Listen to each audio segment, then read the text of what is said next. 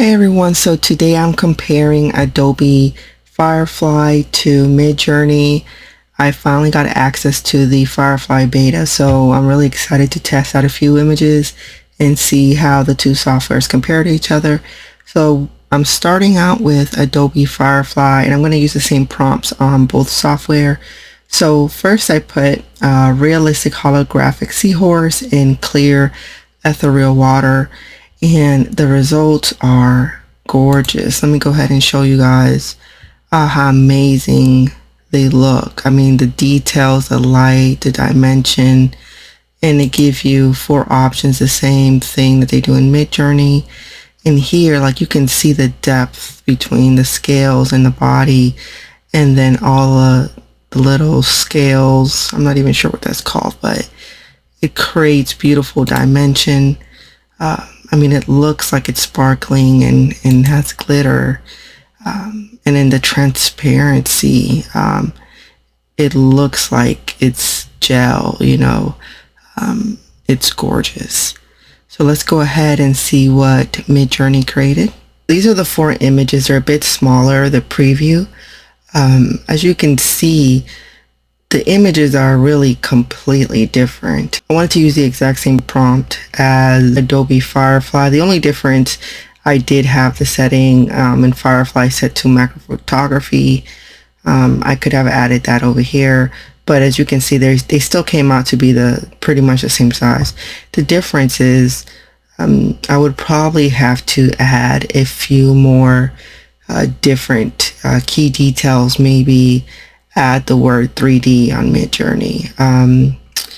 For example, this is the only one that I'm going to upscale this one to take a closer look. I think this will be the closest to Adobe Firefly, but the other ones, they look more like artwork rather than 3D or photography. So they look like it's, digitally created, but they're still beautiful. All right, so here's the upscaled version. Now that I've performed the upscale, I would definitely have to go with Adobe. The image is as detailed, but it has a slight grain to it. Typically, I believe what the DPI is about 72. And so is Adobe's, I believe. But still, some of the images on Midjourney, they can have slightly more grain on some of the images, and some of them they look higher quality. It just depends. If we're looking at the transparency, if this was just 300 DPI, I know it would be so much better. But I also think this one looks slightly more leaning towards a colored pencil style. It's like if this was a mixture of 3D and colored pencil, while the one on Adobe was more of a 3D render type of image. So on Midjourney, you have to add maybe a few more prompts. On Adobe, they had a few more options. For example, I clicked on macro photography. Maybe that's why it was it had more detail. So let me go ahead and add macro photography on this one to see if we get a better image. So here are the results where I updated the prompt to include macro photography, and it looks a lot better. Now this looks more realistic. As you can see, Midjourney really excels at making realistic images. I'm going to upscale one. Let's see. Actually, it looks like a horse. Like the eyes are frightening me a little bit. I think I'm actually going to do these two so we get a full body one and then a close up. All right, let me do that real quick. Okay, yeah, this looks so much better. The details are far more realistic, but I used the word ethereal. I hope I'm saying that right. But this looks like a real seahorse. I wanted more of like a fantasy style design. So with Midjourney, you can just add a few extra prompts and you might get something more specific,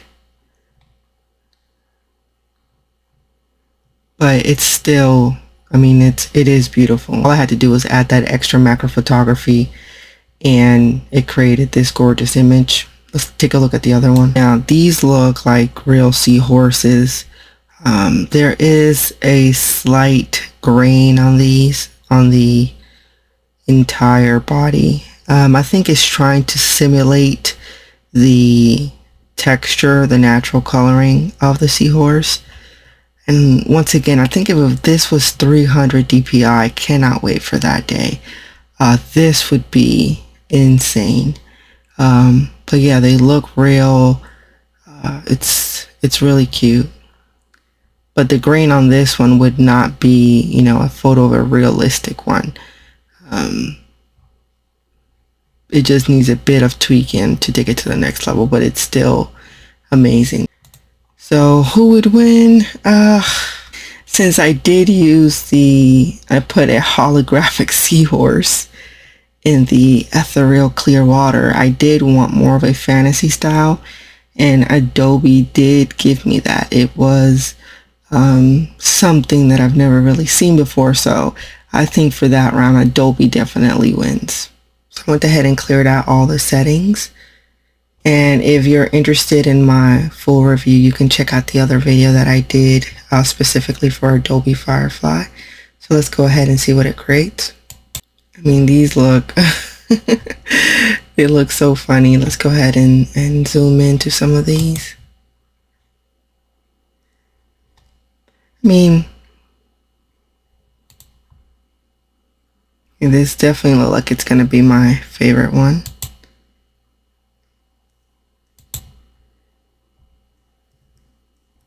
Alright, so I think with one thing I did notice that it looks like the eyes sometimes don't look as realistic as I would say as Midjourney. Sometimes they look a bit 3D rendered and not as, let's say, I don't want to say the word realistic, but you know, like if it was a real person or animal, they look 3D animated in comparison to the rest of the image. I think this is the best one by far. That is so cute. I love bulldogs. So let's go ahead and see what Midjourney created. Here are the Midjourney images for the bulldog. Yeah, I knew Midjourney was gonna win when it comes to realism. Let me go ahead. Oh, this one is so adorable. I think I'm gonna upscale this one and then this one because he's facing forward, so maybe we can get a closer look at the eyes. All right, I mean, you can see the huge difference in the eyes between Midjourney. I mean, it looks real. The eyes look real. If we look at the Adobe one, you can see it looks, in comparison, it looks fake. And this looks real. So once again, oh, I'm kind of surprised. Looks like I think Midjourney took this one. Yeah, I mean, this looks real. It looks real, like a dog wearing headphones. You would think that would be a weird combination, but yeah, this looks real. You cannot, I would think this was a real photograph. So yeah, Midjourney definitely wins this round. Adobe's gonna really have to take it up a notch, especially when it comes to the details around the eyes. Yeah, they're gonna have to step it up a lot, because right now Midjourney, when it comes to realism, has taken it to a whole nother level. If you get the reference, let me know. My favorite guy. Lastly, of course, I'm gonna do an AI Chrome robot with a neon background, futuristic style. And let's see what we get on Adobe. Let's go ahead and take a look at the results. It looks pretty cool. I already know I'm probably going to like the Midjourney ones better. Midjourney really excels at those robotic images. So, but these really remind me more of dalle. Like Adobe is like the perfect mixture between dalle and Midjourney. Um, but I would say out of these four, I probably like this one the best. I think it has more depth, the shine, the reflection of the light to make it look more like chrome. The lights has more details. This one has, I mean, it has a lot of details too, but it's just not as defined. That one's pretty cool too. But I think this is the best one so far. So let's go ahead and take a look at Midjourney. All right, and here are the Midjourney robotic images. It looks like Adobe's gonna have to really come through. Let me see. I'm gonna upscale. I think I'm gonna upscale this one. I think my favorite one is, I think I like these bottom two. But I'll do this one just so we have, I'll do one and I'll do this one and this one. Well, now that I looked at it closer, it doesn't look as good on this one. I mean, the details are better than the Adobe one, but this one, Adobe one, looks a bit cleaner, looks more fun, simplistic. I don't really like the eye right here. Let's take a look at the other one. This one, the details are better, but there is a cast on it, so it kind of blurred it out. Typically, a lot of the robotic ones come out even sharper, so let me do a reroll. Let's see, just to be fair. With Adobe, I really only like this one out of 4. All right, so I'm gonna do a reroll. Well, they don't call it a reroll on Adobe, but you can push this little button right here that says show similar, and it will create 4 more images. So to be fair, I'll do that here. Okay, so let's go take a look at Adobe. I really don't, let me take a closer look. Yeah, I mean, this one is kind of cool, but it did split. I don't like when that happens, like when they end up showing like 2 images in one, because the edge of one is always cropped out, and then if I do like one, I have to go in and edit it manually and do extra stuff. So like, to me, this one looks a bit better than this one because there's more detail, like on the shoulder. Like you can see the light, the depth it's starting to look more realistic. I mean, this one looks pretty good too. It's not as much detail in the face. This one looks more like a toy, but it does have a cool space for me to like put, you know, text right here. But yeah, I think this one is still the winner overall. So let's go ahead and see what Midjourney created on the reroll. So these are the images that Midjourney came up with. As you guys can see, they are still a bit flat. So I went ahead and added the term hyper realistic because these are the type of results that I usually get. And as you can see, it makes a huge difference. Now they look real. You have the chrome, you have the texture, you have the dimension, you have the shine. It doesn't look like it was created, you know, artificially, or, well, not that it doesn't look like artificial, but it doesn't look hand-drawn. And I'm going to go ahead and do the same thing on Midjourney because I do want to, you know, make sure it's more of a one-on-one. So I am going to go ahead and put hyper realistic. But as you guys can see, this is the difference. We're comparing those 2 images. You can see that Midjourney creates a more realistic in the sense of not cartoonish.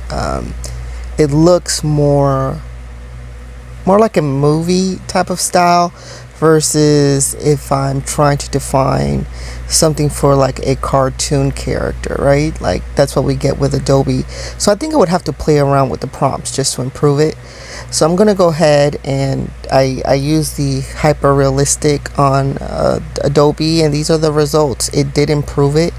I got more of a,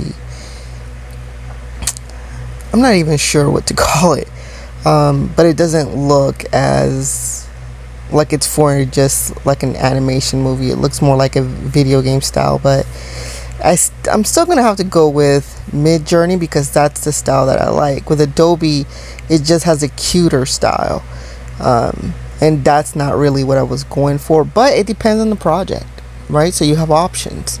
You can kind of decide what type of creation you want.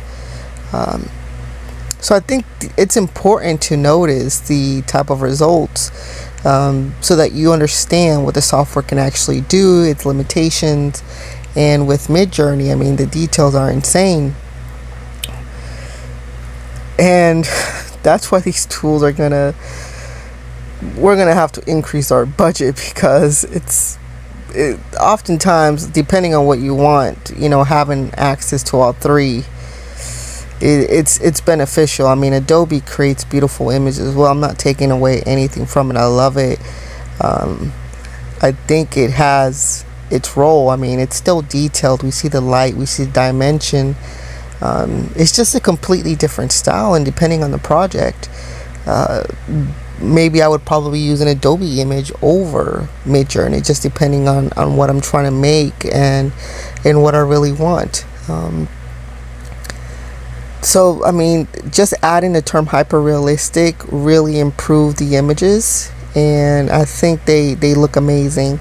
So I do love Adobe. I think they're going to be a huge contender, especially when the other tools come out and we start being able to combine everything. So I think in this one, I think Midjourney won 2-1.